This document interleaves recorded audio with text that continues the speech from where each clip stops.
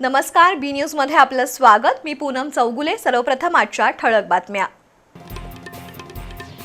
Basket bridge आंतरराष्ट्रीय cricket stadium, Kolhapur Mumbai विमान सेवा, कोल्हापूर मिरज दुहेरी रेल्वे मार्ग अशा अनेक उपक्रमांमुळे भविष्यात कोल्हापूरचा चेहरा मोहरा बदलेल, खासदार धनंजय महाडिक यांचा विश्वास।